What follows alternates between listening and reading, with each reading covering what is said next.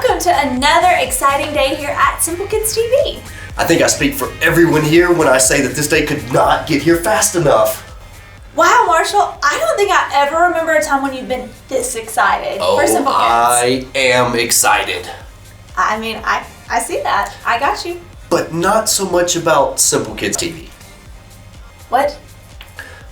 Well, it's kind of about SimpleKidsTV. I mean, we've been talking about the Life app all month long. We have. And this month is really long. Marshall, it's only 31 days. Yeah, so I've been thinking about the Life app.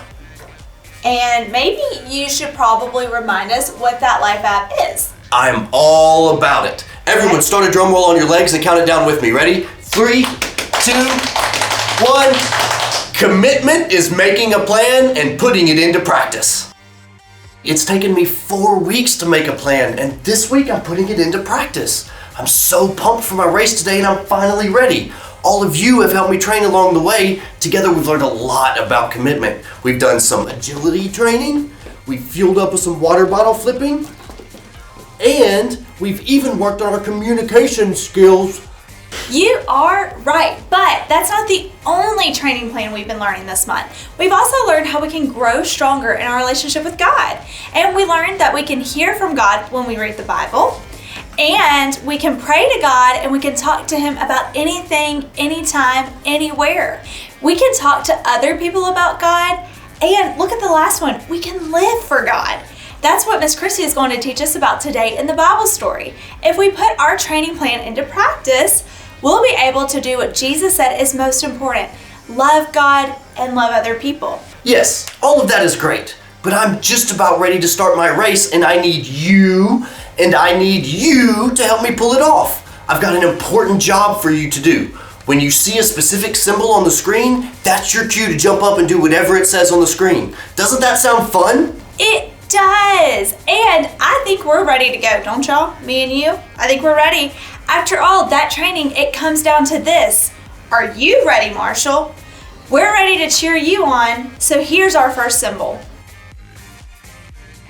Doo-doo-doo! Good job, kids. Let's see what the next symbol will be. Oh no, I see a huge hill coming up. I hope Marshall can do it. Oh, y'all got it? You got it, Marshall? Okay. I think we need to cheer him on after that big hill. Everyone, wave your hands. Woo! When I go for a run, I almost always get a cramp in my leg after a big hill. Looks like that's what's coming up. Oh no, better shake it out, Marshall. Shake out that leg cramp. Okay, it is definitely time for some water. I'm getting thirsty just thinking about all of this. It's time to hydrate a little bit. And it's always a good idea to dance it out, even when you're on a run. So let's dance it out, everybody.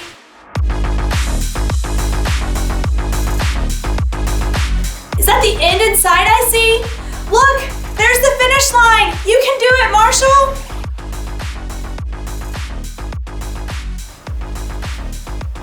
Woo, he did it. Yeah. You did it! We're all so proud of you! Amazing! I can't believe I finished! And I think I did really well too, 912th place! Oh. Thank you all for helping me train and succeed. Now, let's all get ready to worship God. He's the one who gives us the strength we need to stay committed in any situation. Yeah.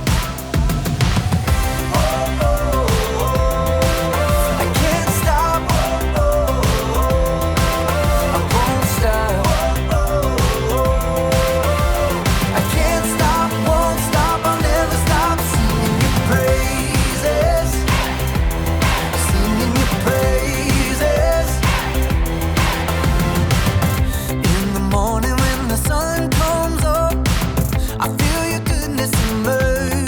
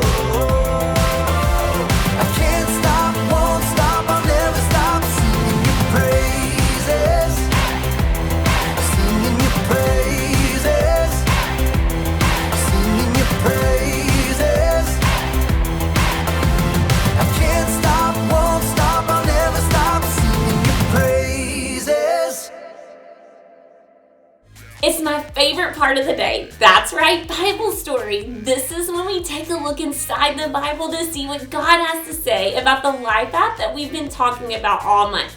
Let's do that definition one more time.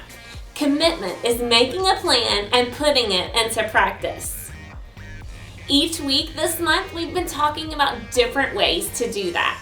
We said you could practice hearing from God, you could practice praying to God, you could practice talking about God, and this week we're going to talk about how you can practice living for God.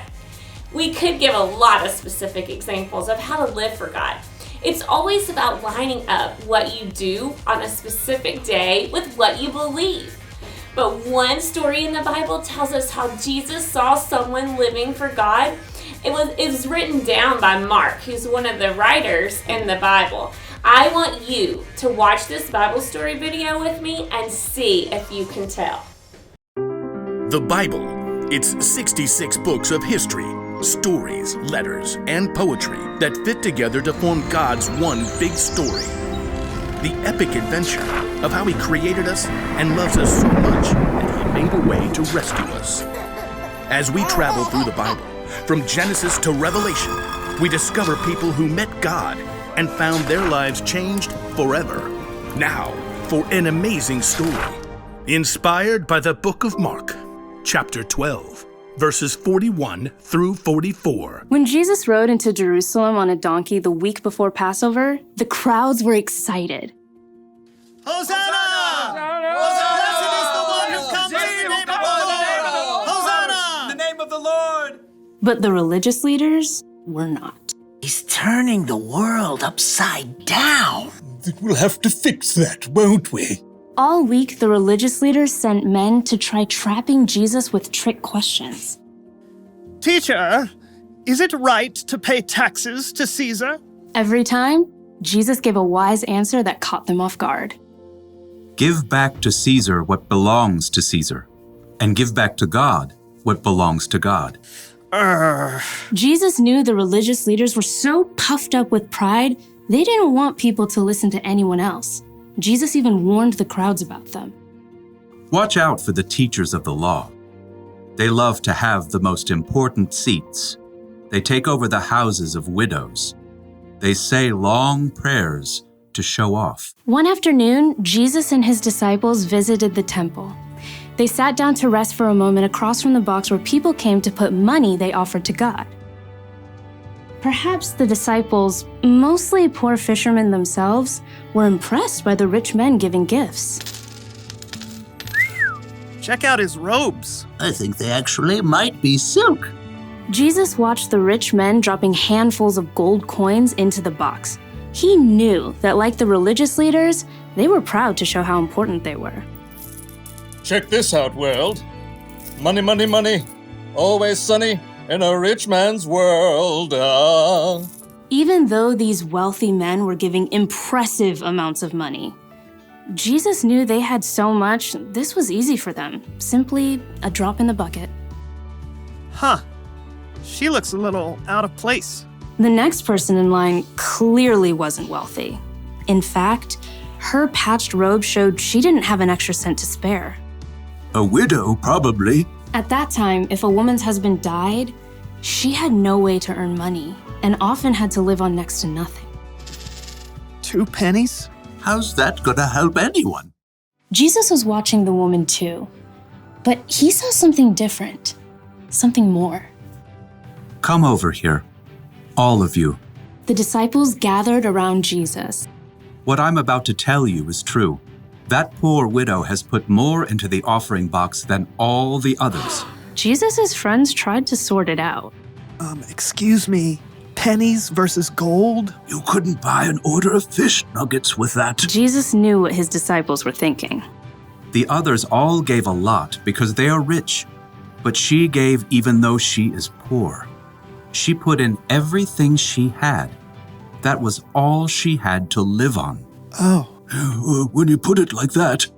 The rich men, like the religious leaders, were concerned with what things looked like on the outside. They didn't want to give in a big way that might force them to change on the inside. But the poor woman, who had almost nothing, chose to give everything. And Jesus saw her heart and knew that her pennies were worth far more than the rich man's gold.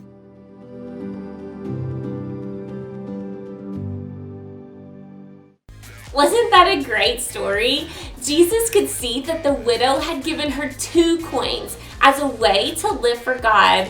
She wasn't worried about herself. She wasn't worried about the way other people saw her. She trusted God and believed that He would take care of her. And Jesus was so impressed by the widow's gift that He made a point to tell the disciples what she had done. He wanted them to see what it looked like for us to live for God with everything we have. And you and I can do that too. We can live for God with everything we do. In fact, that's our bottom line for today. Practice living for God. Commitment can't be measured like money. Real commitment shows up when we live every day with the values that we say we believe. So this week, we want you to practice living for God. Let's do one more worship song together before we wrap things up. Are you ready? I've got joy down in my soul. I'm gonna let this feeling take control. Joy down in my soul to stay, and nothing's gonna take it away. Joy down in my soul. I'm gonna let this feeling take control. Whatever comes my way, I'll be okay. 'Cause I've got joy. Oh, I've got joy. Come sunshine or rain, when things don't go my way, still my joy can stay. 'Cause you give me blessings every day. I've got joy down in my soul. I'm gonna let this feeling take control. Joy down in my soul to stay, and nothing's gonna take it away. Joy down in my soul. I'm gonna let this feeling take control. Whatever comes my way, I'll be okay. 'Cause I've got joy. Oh, I've got joy. You fill my heart with hope. You're everywhere I go. So even if I'm feeling low, I still got this one thing, this I know. I've got joy down in my soul. I'm gonna let this feeling take control. Joy down in my soul to stay, and nothing's gonna take it away. Joy down in my soul. I'm gonna let this feeling take control. Whatever comes my way, I'll be okay. 'Cause I've got joy. Oh, I've got joy. Every new sunrise gonna fix my eyes on the one who never fails. I'm gonna make some noise 'cause you give me joy, and it's never ever going away. Every new sunrise gonna fix my eyes on the one who never fails. I'm gonna make some noise 'cause you give me joy, and it's never ever going away. Whoa, 'cause I've got joy. Ooh, I've got joy, yeah. 'Cause I've got joy. Whatever comes my way, I'll be okay. Oh, I've got joy. This has been a great month in Simple Kids. I have learned so much about commitment. Oh my gosh, I have too. And you know, you actually made a commitment to run a race, and you did it. I know, I sure did, and they all saw it. I did. Now it's time for me to run a triathlon. No, ooh. Are you sure about that? You know, a triathlon has 3 parts, like running, swimming, and biking, right? And your 5K required a lot of practice, and you barely made it. Yes, but I did make it. True. And now I'm ready. Look, I got my floaties on, and I'm ready to go learn how to swim. I think it's gonna take a little bit more practice and commitment than that, don't you? It probably does. I better go. Okay, see you later. All right, guys, well, we hope you have a good week, and we'll see you next week on SimpleKidsTV. This little light